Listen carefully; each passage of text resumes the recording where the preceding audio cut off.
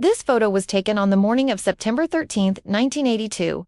Grace Kelly was 52 years old, stepping into her car with her daughter, Stephanie, by her side. By the next day, she would be gone.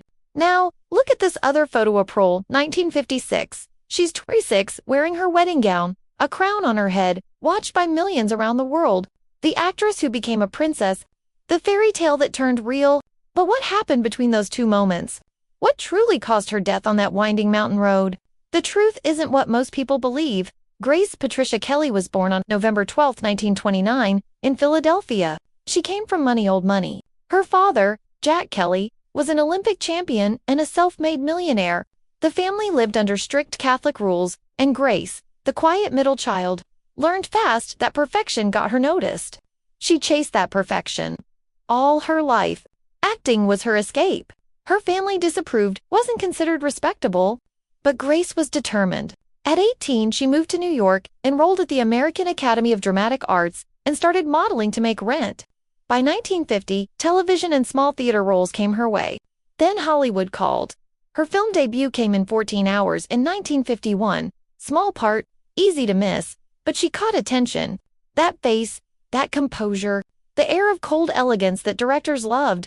Then came High Noon in 1952, opposite Gary Cooper.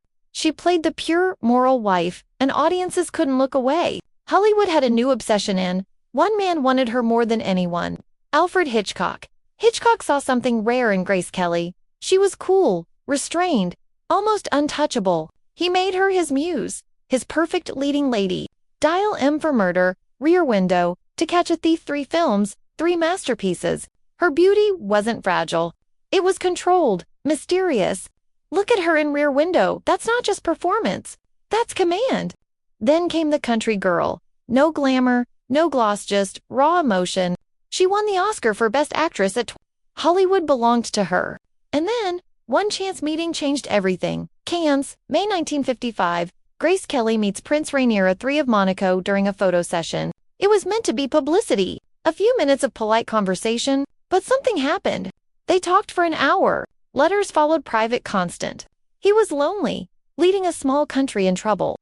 She was suffocating in Hollywood, tired of being perfect.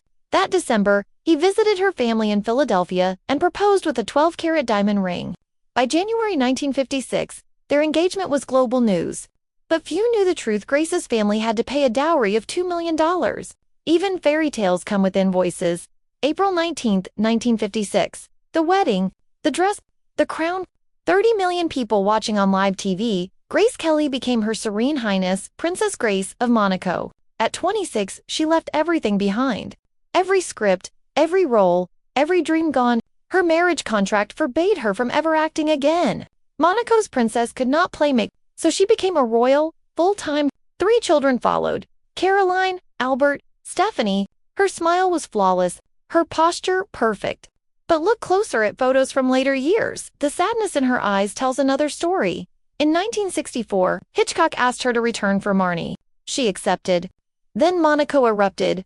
The people refused to let their princess return to the screen. Rainier said no. Grace stepped back. It broke her. She poured herself into charity, creating the Princess Grace Foundation, helping young artists, the very life she had lost. But the role she'd chosen, princess, had no final scene. It just kept going. By the 1980s, her world had grown quiet. Her children were grown. Stephanie was 17, wild and restless. Grace was 52, still beautiful, but changed. Some say she was depressed. Others say she'd finally found calm. No one really knows. September 13, 1982, Grace and Stephanie leave their countryside home in ROC Angel. Grace decides to drive herself. Her chauffeur is off. The road is narrow, dangerous, lined with cliffs. They've driven it many times before. Midway down, Grace's voice falters. She clutches her head. Stephanie looks over. Something's terribly wrong. A stroke right there, behind the wheel. The car veers off course. Stephanie screams, grabs the steering wheel, but it's too late. The rover shoots through the barrier and plunges 100 feet down the mountain. Metal twists. Glass shatters. Silence. Stephanie survives with a fractured spine.